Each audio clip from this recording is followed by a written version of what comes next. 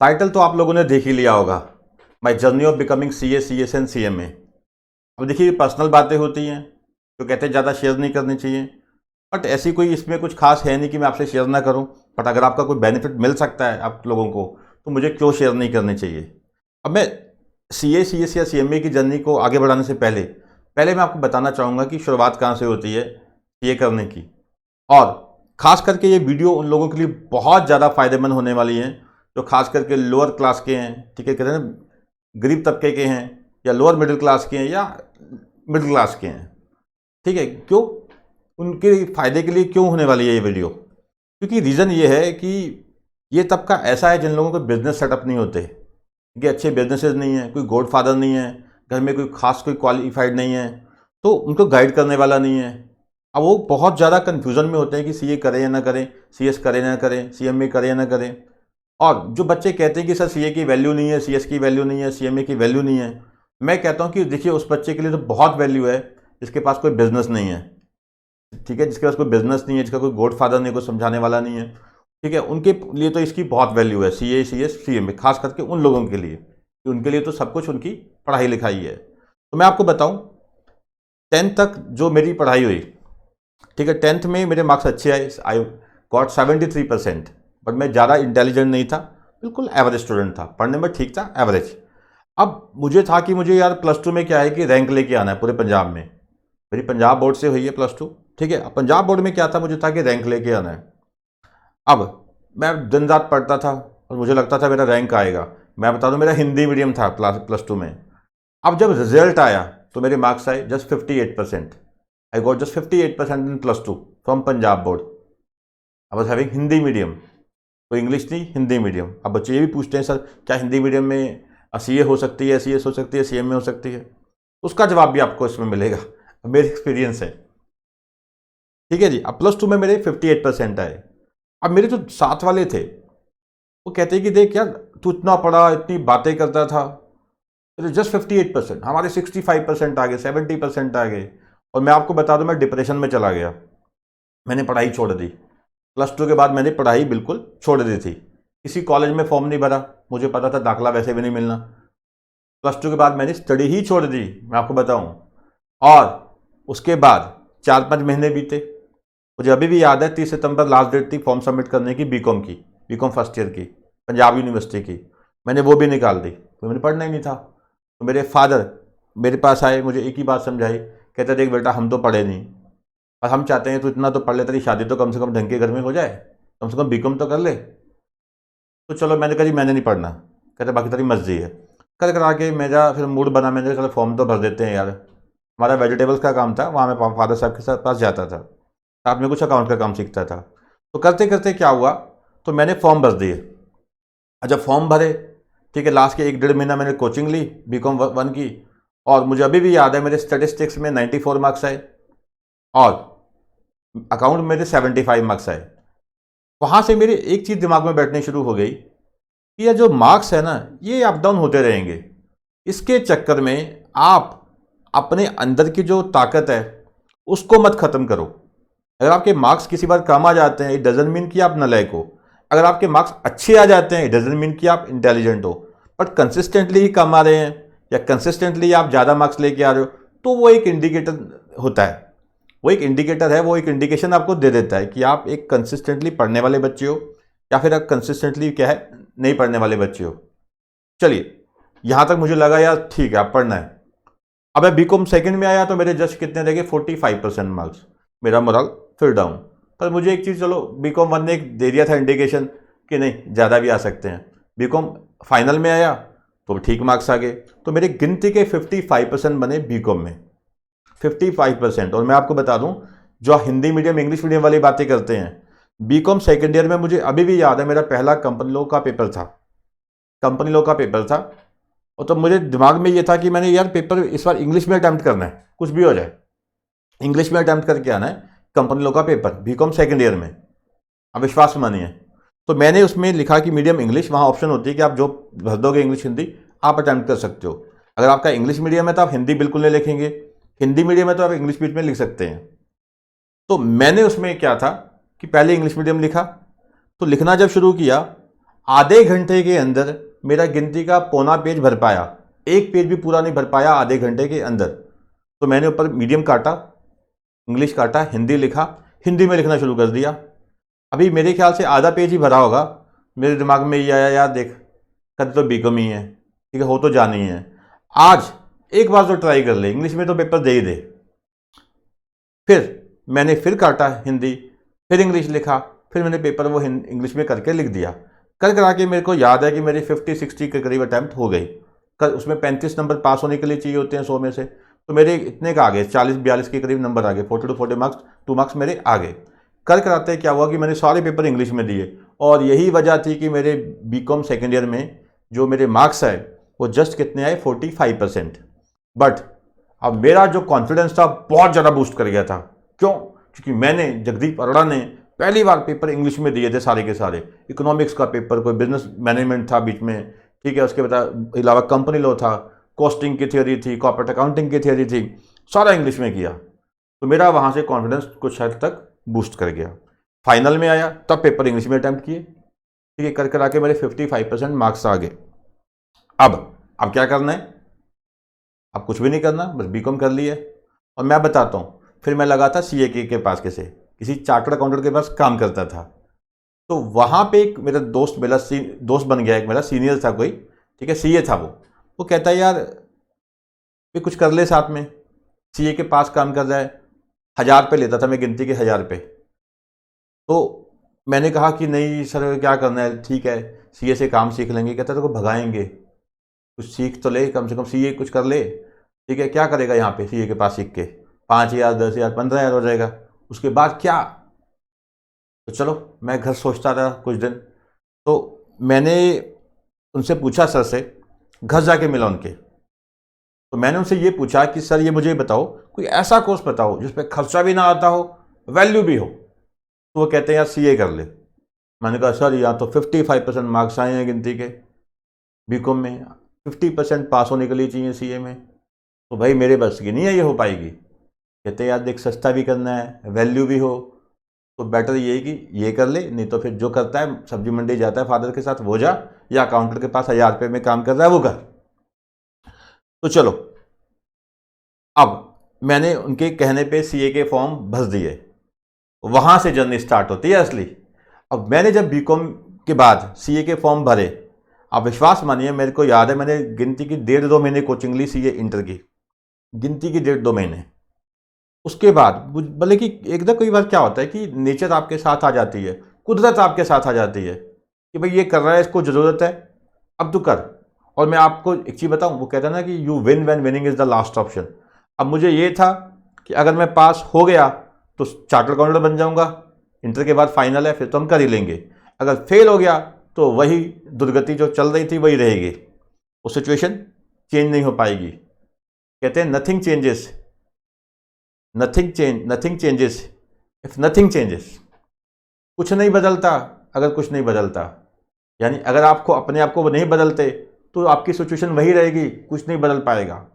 और मैं बता रहा हूं कि मैंने सीए इंटर में दिन रात एक कर दिया, दिन रात। कहते हैं ना कि जो आपकी इस एज में एनर्जी होती है, 18 से लेके जो 27-28 साल तक की जो एनर्जी होती है, वो दोबारा वो एनर्जी नहीं आती। और मैं आपको सच बता रहा हूँ ये। और मेरी उस समय मुझे याद है कि 21 साल की उम्र थी, क्योंकि बीकॉम के बाद मैंने स्टार्ट किया था। I was 21 years old. तो मैंने जब ये स्टार्ट किया, अब चलो फॉर्म तो मैंने जो तो करके भर दिया, बट मेरी किस्मत अच्छी थी कि मुझे जहाँ मैं कोचिंग पे लगा, महीना 2-2.5 महीने में पढ़ा हूँगा, उन्होंने वो भी बहुत अच्छे थे, उन्होंने बहुत अच्छा गाइड किया। अब देखिए मैं दिन रात पढ़ता गया, दिन रात पढ़ता गया। और जब पेपर दिए, एक लड़का था मेरा दोस्त, कहता है मेरी जान पहचान है, मैं पता करवा दूंगा एडवांस में, उसने भी सीए के पेपर दिए थे, सीए इंटर के। कहता है मैं पता करवा दूंगा कि रिजल्ट क्या आया है। अभी महीना सवा महीना हुआ था पेपर हुए, तो कहते मैंने रिजल्ट पता करवा लिया है। मैंने कहा क्या बना मेरा? मुझे अभी भी याद है, हम आलू के परांठे खा रहे थे उसमें घर बैठे, ठीक है, मेरे फादर साहब बीमार रहते थे थोड़ा सा, मम्मा परांठे बना देते, मैं बैठा हम खा रहे थे, और बाप बेटा। और रिजल्ट भी कहता है, मैंने कहा क्या बना? कहता है यार तेरा निकला नहीं। मैंने कहा अच्छा। मैंने कहा पहला ग्रुप निकल गया होगा। कहता है वो भी नहीं निकला। मैंने कहा अकाउंट में एग्जाम्शन आई होगी, अकाउंट का पेपर बहुत अच्छा हुआ था। कहता नहीं नहीं यार तेरी कोई एग्जाम्शन भी नहीं आई। आप विश्वास मानो वो आलू के परांठे वहीं के वहीं रह गए। और मेरे फादर साहब लिटरली रोने जैसे हो गए। उनकी आवाज़ ना जैसे गला बैठ जाता है एकदम। और मैं तो हक्का बक्का। मैंने कहा चलो भाई, गए 6 महीने गए, ठीक है। मैं तो पहले ही कहता था मैंने नहीं करनी। उन सर की गाइडेंस जो थे सीए, उनकी गाइडेंस पे मैंने स्टार्ट कर दी थी। चलो, मतलब जो है ना मातम छा जाता है, वो हालत होगी। अब करते करते क्या हुआ, जब रिजल्ट का टाइम आया, रिजल्ट जब आया, मैं कहता हूँ शुक्र है परमात्मा का, पहली अटेम्प्ट में दोनों ग्रुप निकल गए। First attempt both group. अब जगदीप बड़ा इंटेलिजेंट हो चुके हैं, लोगों को लगा कि हाँ भाई ये बंदा इंटेलिजेंट हो गया है। और आप याद रखिए कि जब आपकी फर्स्ट सक्सेस होती है ना, तो वहीं से आपकी रिस्पॉन्सिबिलिटी शुरू हो जाती है। अब फाइनल की ट्रेनिंग है 3 साल की, 3 साल की फाइनल की ट्रेनिंग है। अब मुझे कुछ काम भी करना है साथ में, तो मैंने साथ साथ साइमल्टेनियसली कोचिंग देनी शुरू कर दी। घर के खर्चे चलाने हैं, घर की हालत इतनी अच्छी नहीं है, तो साथ साथ कोचिंग साथ साथ ट्रेनिंग, दोनों काम इकट्ठे, ठीक है, दोनों काम इकट्ठे। अब आप सोचिए कि मैं इतना लापरवाह हो रहा था कि मेरे पास टाइम ही नहीं था ये तो पढ़ने का, और साथ में लापरवाह हो रहा था। मैंने सीए फाइनल में 1 रुपये की कोचिंग नहीं ली, मैं आपको बता दूं। मैंने बताया कि सीए इंटर में मैंने महीना 1.5 महीना कोचिंग ली, और सीए फाइनल में कोई भी कोचिंग नहीं ली। बट हाँ, साथ साथ मैं कुछ ना कुछ स्टडी करता रहता था। पर मेरी किस्मत ये अच्छी थी कि मैंने जो बुक्स ली, दिल्ली गया, दिल्ली का आपको पता लक्ष्मी नगर, वहाँ से जो बुक्स खरीदी, जो अच्छे अच्छे टीचर्स थे, ठीक है, जैसे संजय अग्रवाल सर, उनकी कॉस्टिंग की हैंड रिटन बुक्स मिल गई मुझे। मनीष भंडारी तो आपको नाम पता ही है, ठीक है, जो लॉ के हैं, उनकी बुक तो बेस्ट होती है। मनीष भंडारी सर की बुक, संजय अग्रवाल सर के हैंड रिटन नोट्स, ठीक है, प्रवीण शर्मा सर के अकाउंट के नोट्स पर उस टाइम बड़े बेकार आते थे, मुझे नहीं पता, उसमें आधे आंसर गलत दिए होते थे, अब कैसे आते हैं मुझे नहीं पता। और वो ठीक है, एक दोस्त था मेरा, वो प्रवीण शर्मा सर के पास पढ़ता था, तो चलो जहाँ पे गलत होता था मुझसे वो सही करवा देता था, मेरी हेल्प कर देता था। अकाउंट प्रवीण शर्मा सर, एक और शायद वीके सक्सेना ऐसे कोई नाम था, उन सर की बुक भी बहुत अच्छी आती थी, उनकी बुक आती है, अब भी आती होगी शायद, सक्सेना की कोई आती है। टैक्सेशन, विनोद गुप्ता सर के नोट्स लिए मुझे कोई समझ नहीं आता था कि वीजी सर के नोट्स जो हैं वो आपको कह कि आपको गाइडेंस चाहिए प्रॉपर, उनका पास पढ़ना पड़ेगा क्योंकि डिटेल बहुत होती है। तो जो टैक्सेशन का था वो सिंपल थे, चलो मैंने ले लिए। करते करते क्या हुआ कि मैं लास्ट के 6 महीने पागलों की तरह पढ़ा। लास्ट के 6 महीने क्या है कि पागलों की तरह पढ़ा, और आप विश्वास मानिए फर्स्ट अटेम्प्ट में मेरी सीए फाइनल हो गई। और मार्क्स कितने, 58%। 58% मेरे +2 में थे, 55% मेरे किस में थे, बीकॉम में थे, और 58% मेरे किस में आगे, सीए फाइनल में। और मैं उसमें एक पेपर बताता हूँ मैं आपको, वहाँ पे एक पेपर था management accounting and financial analysis, जिसको आप एसएफएम बोलते हैं, स्ट्रेटेजिक फाइनेंशियल मैनेजमेंट। तो उसमें जो मैं पढ़ के गया था, पहले वो मुझे अच्छे से समझ भी नहीं आ रहा था ज़्यादा। 1 महीने पहले वो मैंने पेपर छोड़ दिया पढ़ना, 1 महीने पहले मैंने वो पेपर छोड़ दिया पढ़ना। उसके बाद क्या हुआ, जब पेपर आया, एक या 2 छुट्टियां थी, तो चलो बुक खोली, पढ़ना शुरू किया जितना पढ़ा हुआ था। और कुदरती किस्मत इतनी अच्छी थी कि जो मैंने पढ़ा वही पेपर में आ गया। अब जब पेपर दे रहा था, अब मुझे था कि इसमें से अगर 100 में से 100 मार्क्स ना आए, समझ लो कि आईसीएआई चेकिंग बहुत टाइट करता है, चेकिंग बहुत ही टाइट करता है। अब देखिए उसमें उस पेपर में मार्क्स कितने आए मेरे, 86 मार्क्स। अब 86 मार्क्स में मैं सेटिस्फाइड नहीं था, 86 मार्क्स में भी सेटिस्फाइड नहीं था, मुझे था कि ये नंबर कम आए हैं पक्का, क्योंकि मैंने एक एक अक्षर सही लिखा है। आईसीआई मार्किंग तो टाइट करता है, ये तो आप मान लीजिए, वो टाइट मार्किंग करते हैं, माननी पड़ेगी बात, वो खुली मार्किंग नहीं करते, ये तो आपको माननी पड़ेगी। बट आप एक चीज़ याद रखिए कि अगर आप सही लिख के आते हैं, आपके मार्क्स आते हैं, जानबूझ के कोई नहीं फेल कर सकता आपको। If you have written right तो आपके मार्क्स आएंगे। ये तो थी सीए की कहानी। सीएस में सिंपल था। सीएस क्यों ज्वाइन की, सीएस इसलिए ज्वाइन की, मेरी सीए इंटर हो चुकी थी। अब सीए फाइनल में थ्योरेटिकल काफ़ी था, लॉ था, उसमें एक मेरे ख्याल से कोई आईटी था, इंफॉर्मेशन सिस्टम ऐसे कुछ था, ऑडिट शायद, ठीक है, 3-4 पेपर उसमें मेरे ख्याल से आपके थ्योरेटिकल थे, 3 एक पेपर, ठीक है। अब मुझे था कि मेरा प्रैक्टिकल तो बहुत स्ट्रांग है, क्योंकि मैं किसी भी पेपर में जब कैलकुलेटर लेके जाता था, मेरी मम्मी कहती थी बेटा मेरा आज खुश खुश जा रहा है, खुश खुश आएगा, क्योंकि प्रैक्टिकल है। थ्योरेटिकल मेरी बहुत वीक थी। तो सीएस केवल इसलिए ज्वाइन की थी मैंने कि हाँ मेरा जो थ्योरेटिकल है वो स्ट्रांग हो जाएगा, क्योंकि सीएस में लॉ बहुत ज़्यादा है, थ्योरेटिकल बहुत ज़्यादा है। आप विश्वास मानिए जब सीएस पढ़ना शुरू किया तो सीएस में इतना ज़्यादा इंटरेस्ट बन गया कि जो सीए इंटर किया था अभी, ठीक है, सीए इंटर के बाद ही क्या है साथ में सीएस स्टार्ट कर दी थी। और सीएस जब स्टार्ट की तो मकसद यही था कि थ्योरेटिकल स्ट्रांग हो जाए, क्या है, थ्योरेटिकल स्ट्रांग हो जाए, बट वो इतना ही ज़्यादा इंटरेस्ट बना कि सीए का पढ़ना ही भूल गए, ढंग से पढ़ ही नहीं पाए, टाइम नहीं मिलता था एक तो, प्लस थ्योरेटिकल में इंटरेस्ट बहुत बन रहा था। ठीक है, अब फायदा क्या हुआ, सीएस की जब तैयारी होनी शुरू हुई, सीएस इंटर क्लियर होगी मेरी। अब सीएस जब क्लियर हुई इंटर, ठीक है, एग्जीक्यूटिव बोलते हैं आप इस समय, पहले इंटर बोलते थे मेरे ख्याल से, सीएस इंटरमीडिएट, तो उस समय जो क्लियर हुई तो उससे क्या हुआ, मेरा थ्योरेटिकल का बेस भी स्ट्रांग हो गया। प्रैक्टिकल पहले ही स्ट्रांग था, सीएस करने के साथ थ्योरेटिकल भी स्ट्रांग हो गया। ये एक कारण था कि हाँ भी सीए फाइनल पहले अटेम्प्ट में, पर कोचिंग कहीं नहीं ली गई। एक बस वो सीए की स्टार्टिंग में इंटरमीडिएट की कोचिंग थी, बाद में नहीं थी। ठीक है, चलो करते सीएस हो गई, फिर सीएमए भी ऐसे ही आई। ठीक है, सीएमए जो मैंने की वो सीए और सीएस करने के बाद की, उसके फॉर्म पहले भरे हुए थे, ठीक है, बट वो अलाउ नहीं किया आईसीएआई ने भी, 3 आप इकट्ठे कर नहीं सकते। चलो मैंने कहा कोई बात नहीं, टाइम भी नहीं है वैसे भी। बाद में सिर्फ मम्मी ने मेरे को ये बोला कि बेटा कर ले, पैसे भरे हुए कर ले, मैंने छोड़ दिया था वो। ठीक है, मेरे को याद है मेरी मैरिज हो चुकी थी 2012 में, तो उसके बाद मैंने चलो फॉर्म भरे, एग्जामिनेशन फॉर्म वगैरह, ठीक है, जो ट्रेनिंग करनी थी आईटी वगैरह की करी, चलो पेपर दिए, पहली बार में वो भी क्लियर। ठीक है, सीए में इंटर भी निकल गई, सीए में फाइनल भी निकल गई। अब आप इसमें से अगर आप कुछ सीखने वाली चीज़ें हैं वो क्या है, एक तो वो बच्चे जो बहाना मारते हैं कि पढ़ने के लिए टाइम नहीं है, पढ़ने के लिए टाइम नहीं है, ठीक है, तो वो सबसे बड़े झूठे हैं। अगर मेरे जैसा बच्चा जो सारा दिन काम कर रहा है, ठीक है, ट्रेनिंग कर रहा है, सब कुछ कर रहा है, घर चला रहा है, वो क्लियर कर सकता तो आप क्यों नहीं कर सकते। और दूसरी बात, बेशक मैं भी टीचिंग करता हूँ, पढ़ाता हूँ बच्चों को, क्लासेस भेजते हैं, सीएस सीएमए की वीडियो लेक्चर भेजते हैं, तो वो बच्चे जो ये कहते हैं कि हाँ जी कोचिंग लेना, ट्यूशन पढ़ना जरूरी है सीएस या सीएमए बनने के लिए, वो भी गलत है। ऐसा कुछ नहीं है। अगर आप सेल्फ स्टडी करते हो और रेगुलर पढ़ते हो, कंसिस्टेंसी के साथ पढ़ते हो, तो आपको पास होने से कोई नहीं रोक सकता। आपको पास होने से कोई नहीं रोक सकता अगर आप रेगुलरली कंसिस्टेंटली स्टडी करते हो। और जो ये बच्चे कहते हैं कि उनको गाइडेंस चाहिए, ठीक है, घर में कोई पढ़ा लिखा नहीं है, तो ये एक तरह से बस अपनी जान छुड़ाने वाली बात होती है। ठीक है, तो ऐसा कुछ भी नहीं है, सारा कुछ तो अवेलेबल है, ऑनलाइन अवेलेबल है। बेटर ये है कि आप ऑनलाइन कुछ ना देखें। अगर आप फेल होना चाहते हैं तो आप यूट्यूब में क्या है कि जो दूसरे जो टीचर्स हैं उनके लेक्चर्स देखते रहें। तो बेटर यही है कि अगर आप कुछ देखना भी चाहते हैं, ठीक है, तो जहाँ पे आपको प्रॉब्लम आती है, अच्छे अच्छे टीचर्स के बहुत सारे लेक्चर्स अवेलेबल होते हैं ऑनलाइन। ठीक है, जहाँ पे अगर आप सेल्फ स्टडी कर रहे हैं तो आप कर सकते हैं, बिना कोई क्लासेस खरीदे, बिना कोई क्लासेस खरीदे कर सकते हैं, कोई दिक्कत नहीं है। जहाँ पे आपको दिक्कत आती है आप यूट्यूब में सर्च कर सकते हैं, गूगल में सर्च कर सकते हैं, कोई दिक्कत नहीं है।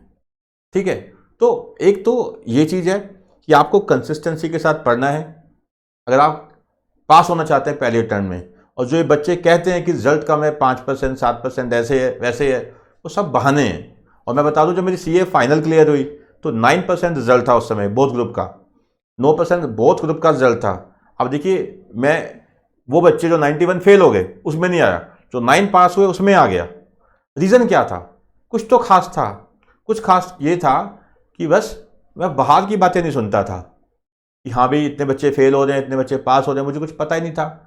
मुझे एक फ़ायदा ये हुआ था कि मैंने कोचिंग नहीं ली कहीं से, मैंने फेस टू फेस कोचिंग नहीं ली, ये मुझे बड़ा फ़ायदा हुआ। क्यों? क्योंकि जब आप फेस टू फेस कोचिंग लेते हो तो आपको क्या होता है कि टीचर के स्पीड के हिसाब से चलना होता है। अब टीचर की समस्या ये होती है उसे बाकी बच्चों की स्पीड के हिसाब से भी चलना होता है। फेस टू फेस क्लासेस में सबसे बड़ी दिक्कत ये है। तो मैं ये देखता हूँ कि जो बड़े बड़े टीचर्स हैं उनका 8-8 10-10 महीने एक सब्जेक्ट का सिलेबस नहीं खत्म हो पाता। और ये कारण होता है कि जो बड़े बड़े शहरों में बच्चे जाके फेल हो जाते हैं, क्योंकि 6-6 8-8 महीने सिलेबस नहीं खत्म हो पाता। तो पहली चीज़ तो आपको ये याद रखनी है कि आपको टाइमली सिलेबस खत्म कर लेना है, उसको रिवीजन ज़्यादा से ज़्यादा करनी है। ठीक है, यही है, आप मेरी जर्नी से सीख सकते हो।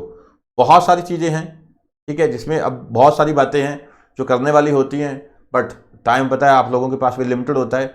तो अगर मेरी जर्नी से आप कुछ सीख सको तो सीखो। ठीक है, यही है कि इसमें खर्चा बहुत कम है, सीएमए में करना है करो।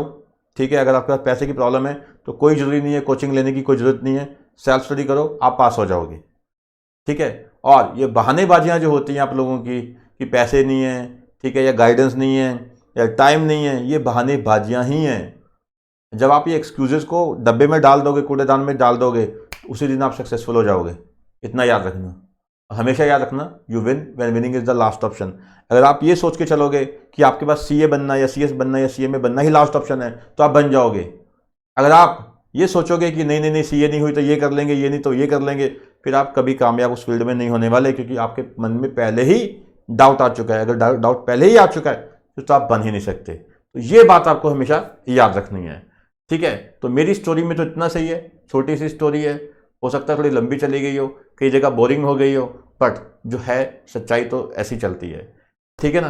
तो चलिए, अगर आपको वीडियो से कुछ फ़ायदा मिला है तो चैनल सब्सक्राइब करना मत भूलिएगा, और वीडियो को लाइक करना मत भूलिएगा, कमेंट करना तो बिल्कुल मत भूलिएगा। और ऐसी वीडियोस जो होती हैं जो आपके मतलब की हैं, ठीक है, वो वैसे भी हम बनाते रहते हैं, ठीक है ना। Thank you.